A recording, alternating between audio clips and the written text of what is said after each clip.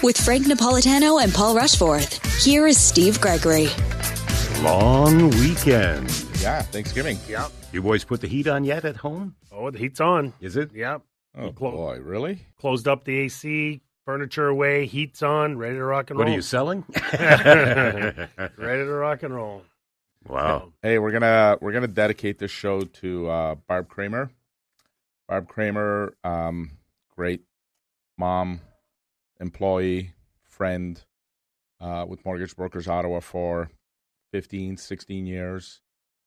Passed away on Thursday, so she filled in for me quite a number of times, and I think it's only the right thing to do to honor her and dedicate the show to her. She loved the show. She loved our banter. She was always nervous to come on because we get along so well and we can take shots at each other, and that made her a little nervous, but she enjoyed it. And you'll hear a few did you knows, because that was her shtick. She'd always say, you can never say did you know, because that's when I get on the show, that's what I get to do. So Bow chicka wow wow. That's just for Barbie. That's for Barb. So Yeah. we lost a good one this week, and thoughts and prayers to her whole family, including Casey and Taylor, her daughters. Absolutely. That were Condolences the to love Barb of her and the whole life. family, for sure. Absolutely. All And right. she'd want the show to go on like normal. So So we Barb can say- now rip on each other. Oh, we then rip we're on in each trouble. other because she's We're- laughing up in heaven. She's smiling at us up in heaven. There we so. go. This one's for The you, one thing Barbie. about Barb is Paul never bothered her. Never needled her, never. Hey, listen, I think that's one of the things Barbie loved about the show too, right? Is we needled each other, you know, and she'd always, Barbie used to call me almost after every single show, and How'd I do? and she'd say, did I screw up? How'd I do? I think I screwed up here. I think this happened here. And I said, Barb, you did great. The worst thing that I could do is text her and tell her I'm listening, because that would make her even more nervous. Yeah. So, which you seem to do all the time too. And her and Dora were very, very good friends. So I know in talking to Dora yesterday, she was absolutely broken up and Yeah. couldn't get a few words out. So she actually hung up and sent me a text saying, I'm so sorry. I'm crying too much. I can't talk. She So, did the same yeah. for me. She hung up and she's like, I just need my time and stuff like that. Yeah. But you know what? It's very, very intimidating. People don't realize how intimidating it actually is getting on the radio. I'm Right? sorry, guys, but you know. Wow. Yeah, for you, you've been doing it for years, but it is. I mean, I'm lucky when I was away recently with my dad. I was lucky that I had some agents fill in, and they said to me, they're like, and let's be honest, I threw them to the lambs. Like, they didn't even come in with me. Like, they actually just came in cold, some of these guys, and I thank them for that. But it is nerve-wracking being on the radio. So when Barb used to, I'll try to do better. yeah, but when Barb used to come on the show, she would literally wouldn't eat. Like, she would be convulsing. She'd be so sick to her stomach. Always had fun, though. But she always had fun, and then after the show, we'd always have a good laugh, and then she'd always call me, did I screw up? What did I mess up? Did I do this? Did I do that? Barb, you did great. And she was great. She did great. She did amazing. So, Barb, condolences to the whole family. And She'll be missed. Do you have a did you know to get us started? Well, did you know that the job reports that came out this week, again, play with the chance of Bank of Canada dropping that half point like I thought was going to happen? It still could happen, but certainly the Canadian labor report came out yesterday, and there were a little bit more jobs created. But most economists have said, but put that into context. Our population is so much larger today that there should be way more jobs that are created. And in the U.S., we saw the crazy job report, which unfortunately lifted fixed rates this week. So we saw most lenders raise fixed rates by a quarter point, only because the bond market in the U.S. skyrocketed on the fact that 250,000 jobs got reported.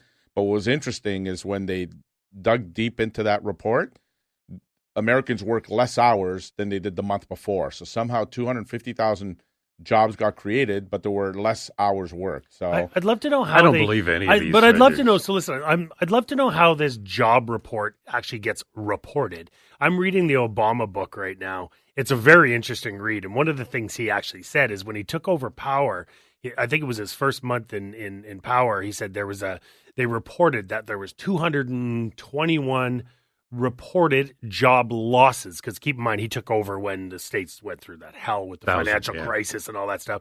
But then he actually puts in the book the actual number was 481,000, and I'm sitting there going, okay, so hold on, they reported 200 and some, but there was really 400 and some. How did they come up with the 200 and some? Well, you Well, say we're they seeing keep that now. revising it, right? we're seeing that now. Over the last 12 months, 800,000 jobs that were originally reported have disappeared.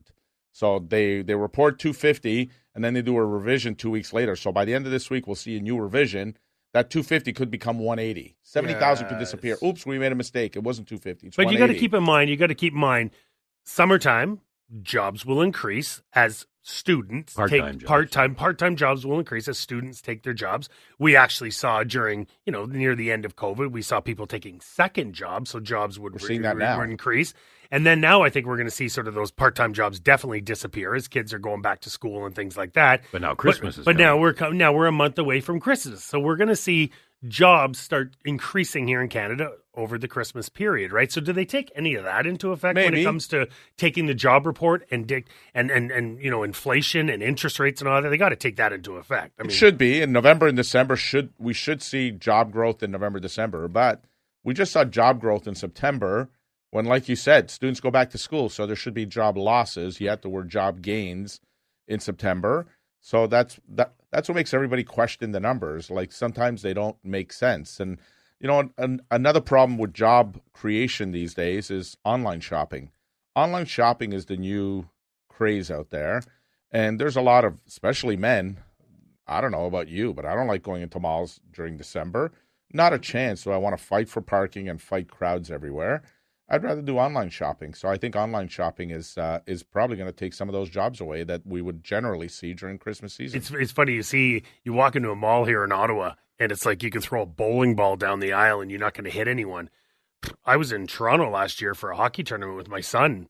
It was wall-to-wall people. It was insane. But You're right. I mean, everyone's online shopping now. So you got to wonder how some of these stores that are in malls, how they're keeping people employed, how they're staying employed themselves, and I mean, especially with rent and leases and stuff like that, January, February, right? I mean, this is when you see stores close up and malls really get hit hard because stores that have made it this far, they'll now say, might as well get through the Christmas season because I'm probably going to get the best sales that I'm going to get throughout the year. So at this point, might as well hang tough for another 2 months, 3 months and see what happens.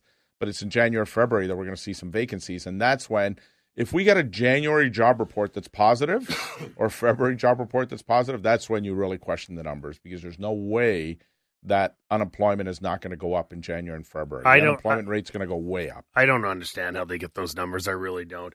I know we have. Have you ever been asked? Right. Are you like, did you lose any jobs? Companies are supposed to fill out something. They are. Right? Canada, but you're filling it out once a year, right? Like, and so how do they know if you're filling it out in February? How do they know what things are like in September and things like that?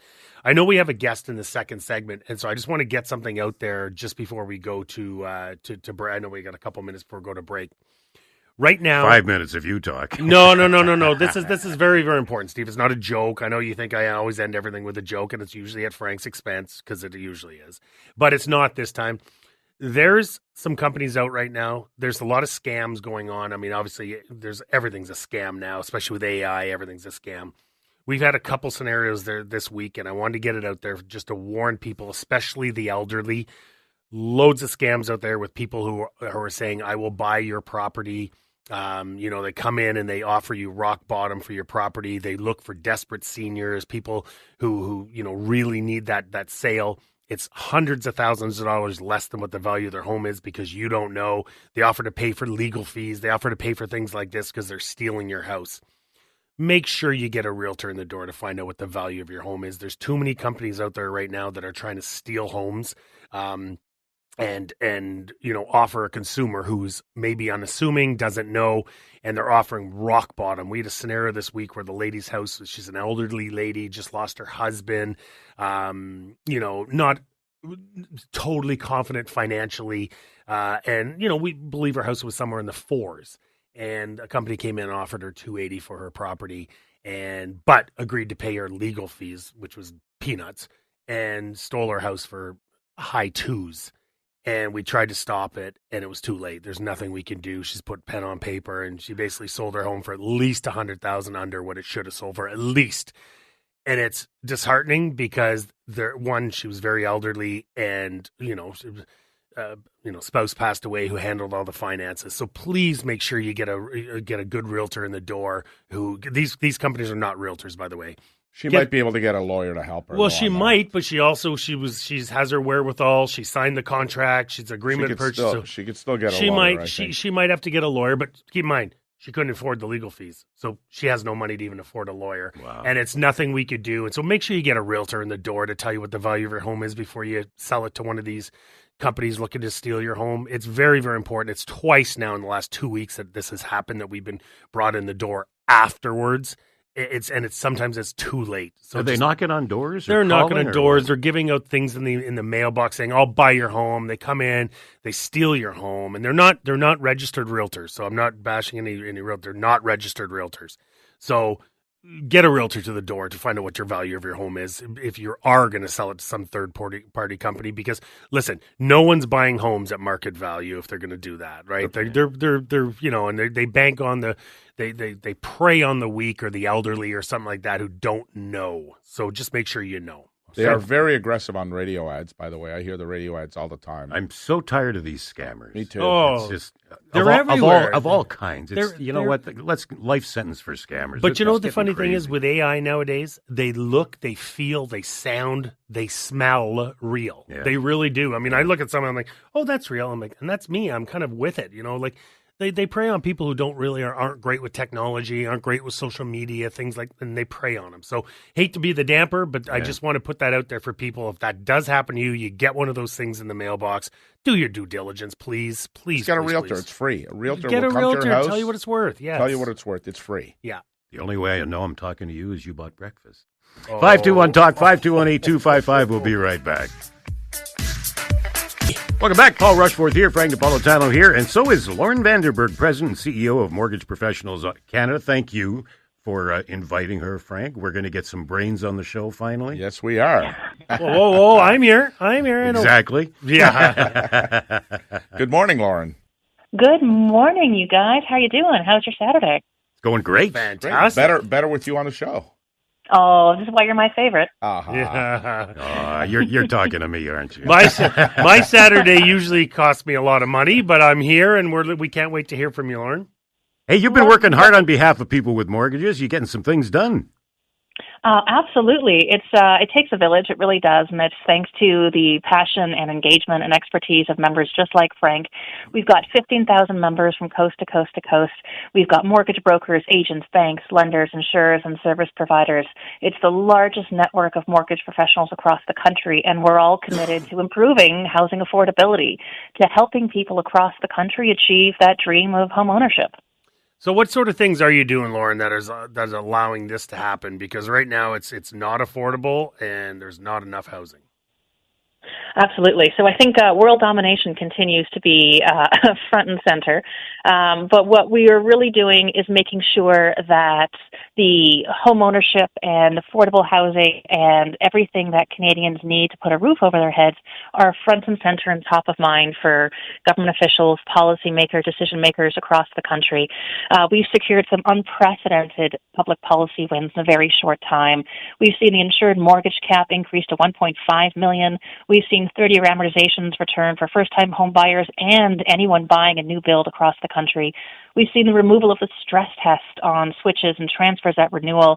We're working on a solution to digital income verification with finance and the Canada Revenue Agency, and we're looking at the establishment of a new permanent national housing roundtable, because the crisis that we're in didn't happen overnight, and there's no silver bullet or magic wand that anyone could wave that would make my life a lot easier if there was, that can fix it.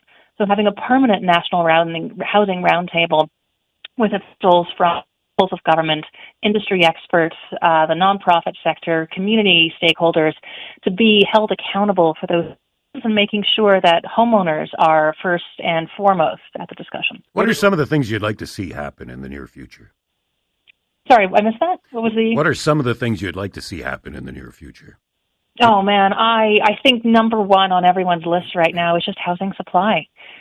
We do not have enough homes for Canadians currently. We don't have enough homes for new Canadians who are coming in, for those looking to enter the property ladder, for those looking to move up or down the property ladder. And unfortunately, what we're at right now is even if the construction industry works 25 hours a day, 8 days a week, we're still going to fall short of that target. Lauren, I think the... Sorry, go ahead. Finish that up. Sorry.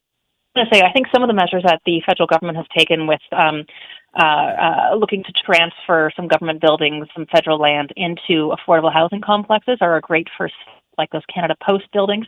But it's just a first step, and we need to see as much leadership in this space as possible. You know, probably one of the most frustrating things for us with this is new home builders. We talk about we have to get more supply. We had the builder that I work very closely with, Clement Homes, on the show a couple weeks ago. And, there's been all sorts of reports on what it takes to get a shovel in the ground and how much red tape and how much money and that. And it's not changed. I mean, the government says, oh, no, we've made it easier. It hasn't changed one iota. How do we make that easier for builders? And this might not be your field and your expertise, Lauren, but how do we make it easier for builders to get into the market and start getting that supply up? So this is a great question, and I think I'll do my best to answer it. I know there are folks who are breathing, and sleeping this much more than I am, but fundamentally it comes down to who's actually taking responsibility and being held accountable for construction in this country. If we've got a plethora of fees facing any developers who are looking to build, if they can't make a profit, if they can't even make ends meet at the end of the project, why would anyone do it? I think we're getting conflicting rules and regulations from across all levels of government as to who's left holding the bag on this. And ultimately, who pays the price are the Canadians with no homes roofs over their heads.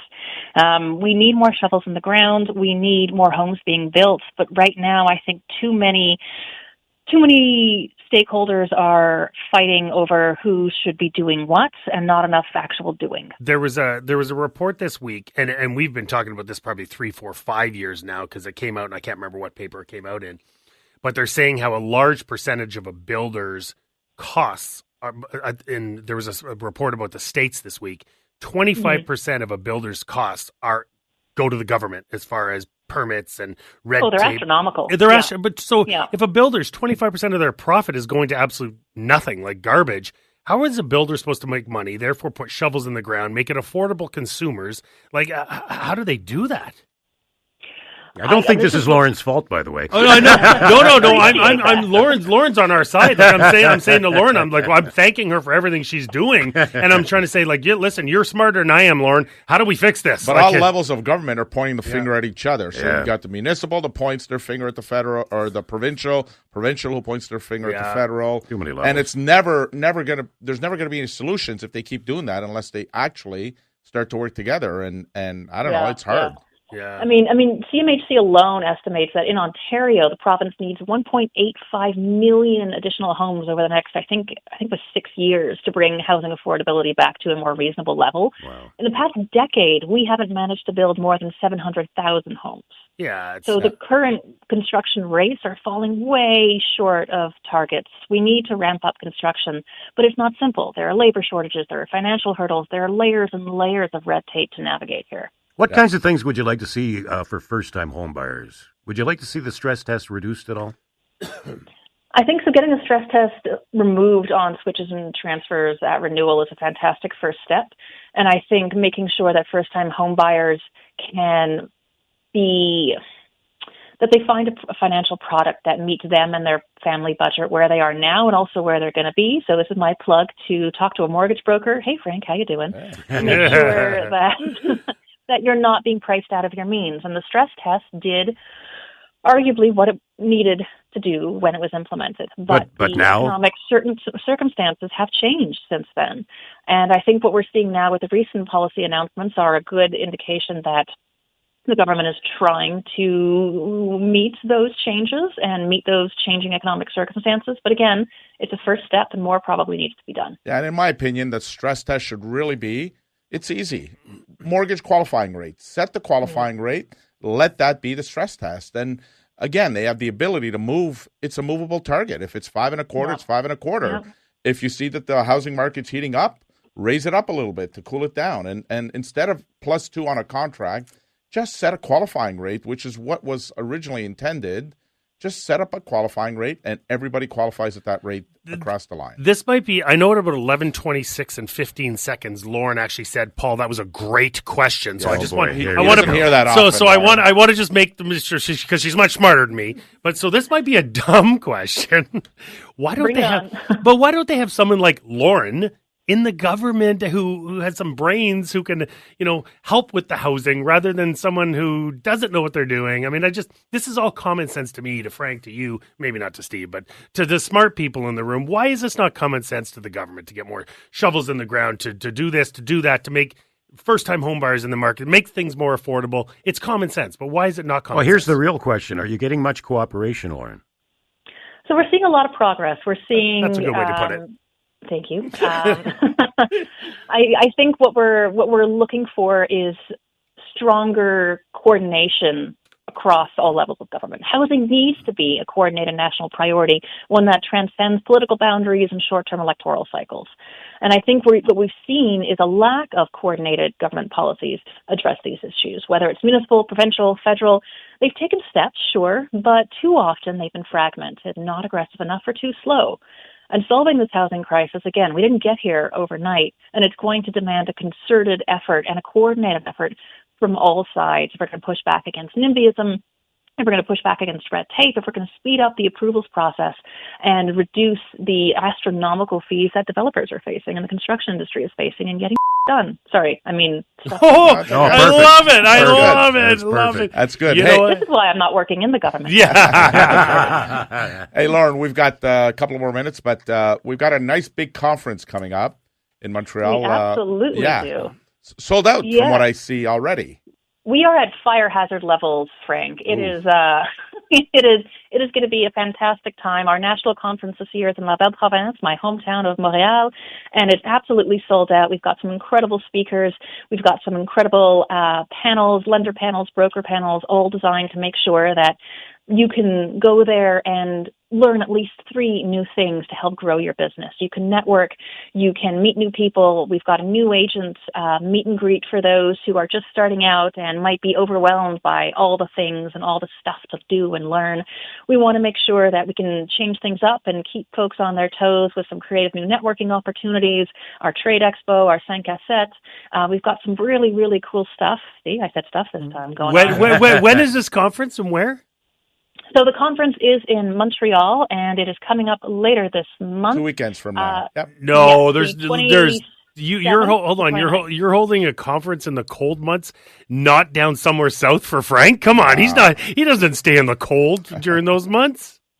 No one should. If I'm Yeah, real quickly, one of our favorites, Benjamin Tal, is one of our speakers. So he's awesome. He is fantastic. Absolutely, yeah. Lauren, great to have you in. Thanks for all the work you're doing on behalf of people that want to get homes and get better deals on their mortgages. Yeah, thank you, My Lauren. pleasure. Thanks so much for having me. Thanks for all the compliments, and good luck to you guys, and have a fantastic long weekend. Thanks, Lauren. Thanks, Happy Lauren. Thanksgiving. We'll see you in a couple of weeks. Thanks. Take care. 521-TALK, 521-8255. We'll be right back. Show on News Talk 580 CFRA. Welcome back. Frank Napolitano here. Paul Rushforth here. All right. What is your take now on being able to add a secondary suite and getting some help from an insured mortgage? Interesting policy change this week where they announced you can get a secondary unit and refinance your home up to 90%. Clearly, I think, is there a large percentage of people that are going to take advantage of this? Likely not. But if it gets a few thousand people to do it, then that's a good thing. I mean, there's some extra units there. There's lots of people out there that don't have their basements finished.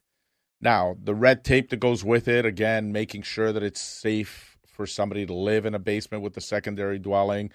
You may have to change all the windows to make them a size so that you can fit out the window. I mean, there's lots of have a door, fire retrofit. I mean, there's so much that, the question's going to be, is it worth it? So, if I spend $300,000 to do this and I'm only getting $1,000 in rent, well, the cost is $2,000 a month, so it doesn't make any sense.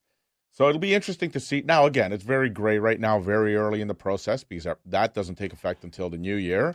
And we need to find out more details. Of course, what they do is they announce it and they say more details to come, as opposed to the way they should be doing it, which is getting access to some of the default insurers, because you can refinance up to 90% in this scenario, which means that you should including the addition, though. Including the addition. Yeah.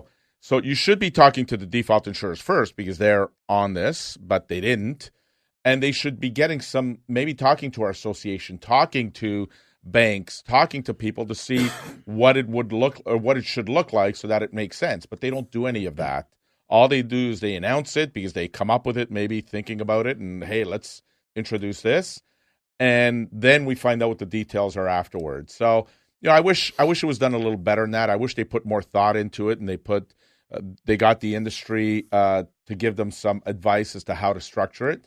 But for now, we know that it's coming. We just don't know any of the details yet, and how they're going to police it. So, is it really a secondary dwelling, or somebody just finishing their basement and able to refinance and not really making it a secondary dwelling? They would have to make it a legal secondary dwelling. And if refinancing up to 90% of whose value and who determines the value? Up to $2 million. Okay, I know, but but who determines the value? So it's going to be an appraiser most likely that determines the value. But how do you determine the value? Meaning, a secondary dwelling in downtown, in Hindenburg, those areas, absolutely tons of value. Secondary dwelling in Orleans, in Embrun, in Pakenham, is there any value in that? Maybe not. Maybe. Who knows? But so who determines the value to get that? I mean, it's most likely to be an appraiser through the bank, right? Well, it could be, but because it's default insured, the default insurer may say, listen, if you did this, the value seems fair enough. Are people going to refinance to 90%? I'm not so sure that's going to happen. I think most Canadians are going to take advantage of this program, might already take advantage of it without the default insurance, because you got to keep in mind, they haven't announced what the default insurance premium is.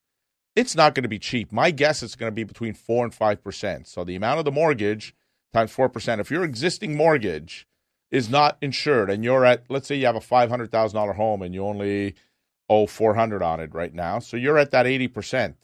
To get to 90%, you're going to pay the default insurance on the $400 that's no longer, and the extra money you're getting, which seems crazy to me that now you got to incorporate that into the cost too, because your mortgage is going to go up. So again, lots of gray right now. We don't know what the answers are. I don't know that this is going to apply to a lot of people, but I think that the people that will get a secondary dwelling will do it without the default insurance. They're able to do it without the default insurance. But you've got to rent this out. It can't be for your kids. No, it could be for your adult kid too, but it has to be, at least the wording right now, it has to have a kitchen. So for Italians, it's easy. They already have it. They already got the 2 kitchens. Just cut off the stairs and we're good. That's it. We're good. We got our fire retrofit it. That's it. But I just think that there are some specifics, and they've kind of hinted at what they are, but it's not in black and white yet. And the amortization would be over 30 years, right? I would think. That's what you'd they're like saying. to think. Yeah. So I'd like to think, but what are the premiums going to be, and what's the default insurance? So again, great question, Steve. But that's 2 people. So hold on. So 2 of the 3 people on the show have asked great questions today, is what Frank is saying. What does an added unit do to the value of your home when you come to sell it? Anything? Another great question. Great question, Steve. That's 2 great questions, Steve. In a row? But no, listen, it is almost impossible to determine value. Not impossible, but it's for me to say how much value does that add to your property? How much does it detract from your property? It all depends on what your property is, where your property is, the value of your property, the renovation type. Is it done legally, which it has to be done legally. But like I said, there's certain properties that there's no value adding a secondary dwelling to your property. And then there's other areas of the city that it adds tons of value.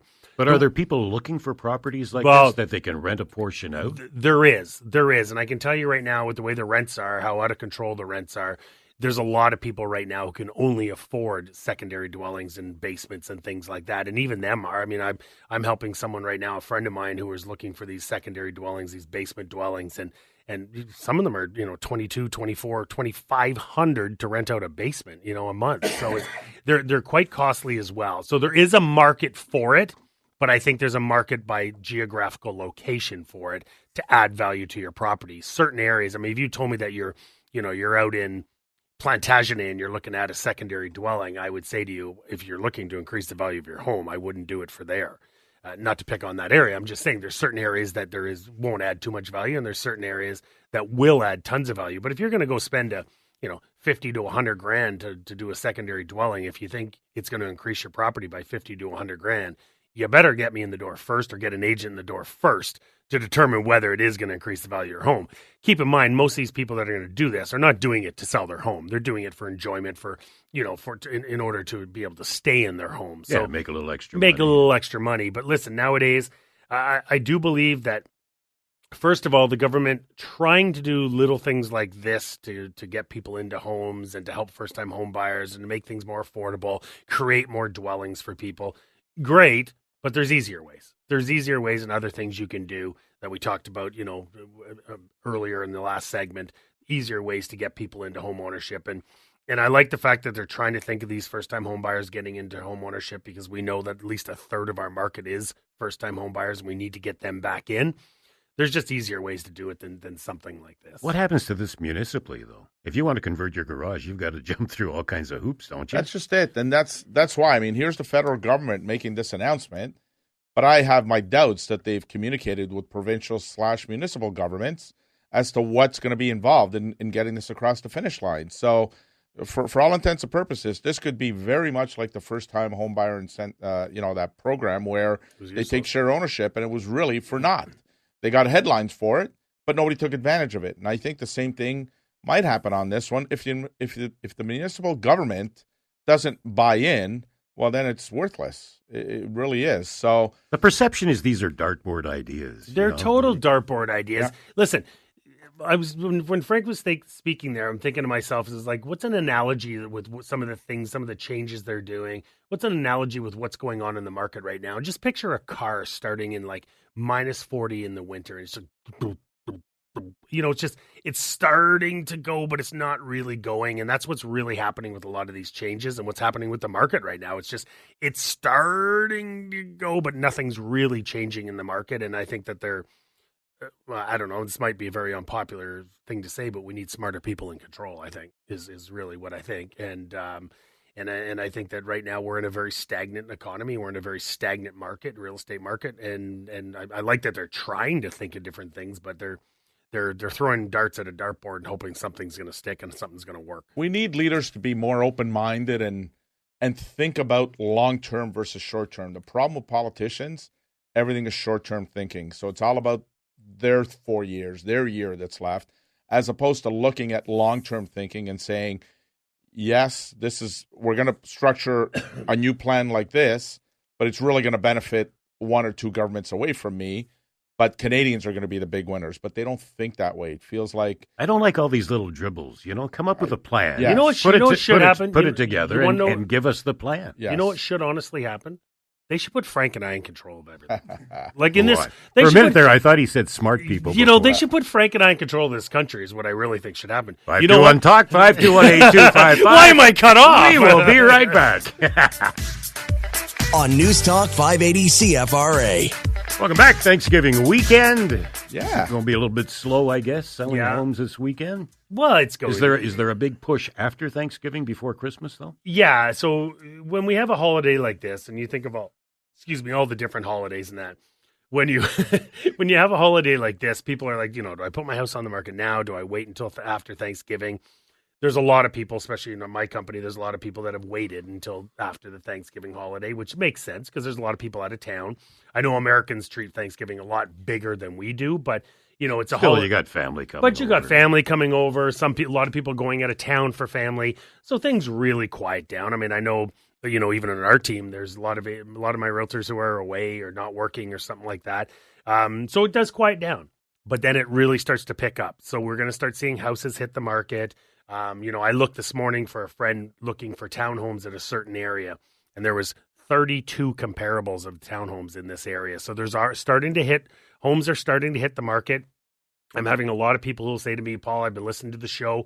You mentioned that November and December and could be very strong, after we see potentially a half a point rate drop on the 23rd or 24th, whenever the date is, and 23rd, sorry. We should see the market start to pick up. And I do believe that we're going to have a very strong, uncharacteristic strong end to 2024 leading into 2025. There's another rate drop in December, another one in January. So we should see a very strong market into 2025. But I think it's going to lead off at the end of the year. I'm actually working with my realtors right now that it's, guys, it's no more taking November and December, to slow down and work on your business. We need to work in the business right now because it's going to be a very strong end to the year. I think we're going to see more people hit the market to sell their home. We're going to see more buyers come back into the market, more first-time home buyers, more investors. So I think we should see a very strong end to 2024. I think right now there's a lot of people that are, like I mentioned, the car analogy in winter. They're just waiting. They're just waiting, and they're getting ready to go. And we're starting to see slow signs of it, but it's signs that the market is about to start to pick up, and we're going to have a strong end to 2024 leading into a very, very strong 2025. Now, October 23rd, economists seem split now between 25 and 50, depending on what bank economists you listen to. Yep.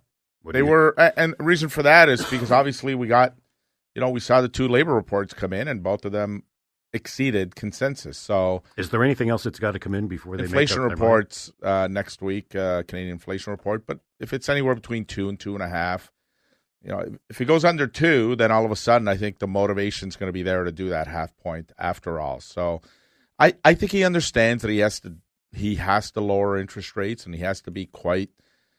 We're about 6 months away from that 5-year anniversary of mortgages at the 1.5% range. So we need to get those fixed rates. Fixed rates can't be at 4.5%. If you're coming off of 1.5 and renewing at 4.5, that's going to hit a household pretty hard. So not to mention the fact that there's a lot of Canadians that are going to get their mortgage renewals where their amortization's gone up tremendously because they were stuck in a variable rate mortgage where the payments didn't change as interest rates went up. So, I had clients come in my office this week and say one of their friends just called their bank and said, hey, by the way, I know my payments haven't changed, but what's my amortization at? 64 years. They were 25 years when they did their mortgage 5 years ago, 4.5 years ago. They're now at 64 years, their amortization. So they're worried about once that renewal comes up in May, what it's going to look like. And, but Frank, isn't it a double whammy when we have people coming off 1.5, 2, 2.25, going into these 4s and high 4s? Yes, there's going to be their payments going to increase, but keep in mind when they bought their house was worth a lot less too, right? Agreed. So it's agreed. Except for still got to pay for it. They still got to pay for it. I agree. In an environment where we've seen payments skyrocket on everything else that we do, so what's the answer? Most Canadians will keep their homes. Most Canadians will not give up their homes. They'll sell their car. They'll take public transit, but they will not give up their homes. So what's that mean? They're not going to eat out. They're not going to travel.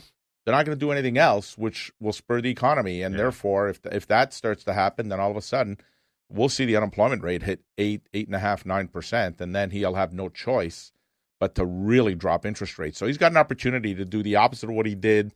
If he was able to start raising the prime rate a little sooner, we wouldn't have had the significant increases we did.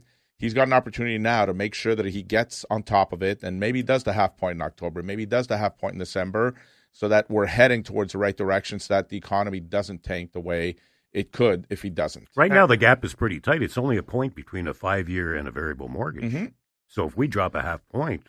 Yeah. Well, that's why. So there is no choice right now. But right? I say a variable adjustable is the way to go just because interest rates are coming down, and it'll give you an opportunity to be able to convert it from an adjustable variable to a fixed, but only when the rates are much better than they are today. That's the whole goal of the adjustable variable. I'm not saying to a lot of Canadians to go into an adjustable variable and stay there for the 5 years. And a lot of Canadians think that if they take that, they have to stay in the 5 years. No, the whole purpose of this mortgage is to get in there now because rates are coming down and be able to convert it to a fixed mortgage maybe a year from now, a year and a half from now, when the fixed rates are much more reasonable than they are today. I would like to see rates come down half a point also in December, also in January. I think Canadians need some good news. I mean, look what's happening in the world these and days. Businesses. Look what's happening in the world these days with floods and fires. Yeah. And people can't afford this and bankruptcies and this and that. We need some good news. And I do believe, Frank said it a while ago, and I believe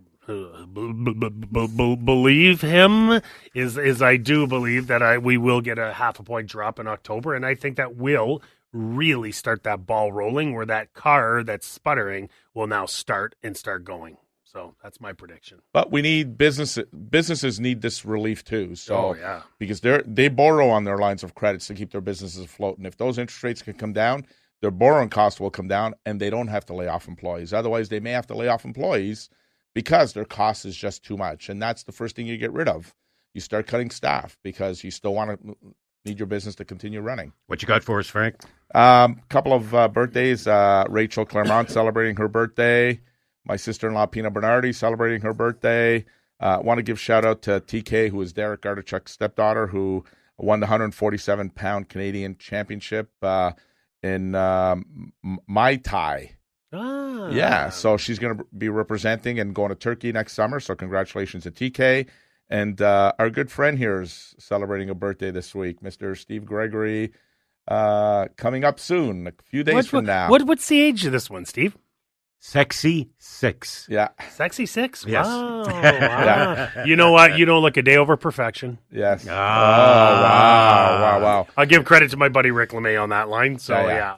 Yeah, and again, Barb, we're thinking of your family. Thank you for everything you did for Mortgage Brokers Ottawa. Thank you for being on the show and entertaining our listeners and educating our listeners. And did you know we'll miss you tremendously? So. Yeah, we'll miss you. Condolences, Barb and family. And Stephen, happy birthday to you, my friend. Why, thank you. Stephen, are you mad at me? No, but as you get over 65, you're now Stephen. Sorry, what? Yeah. Sorry, what? Have a great week, everybody. And support local business and charities, everyone.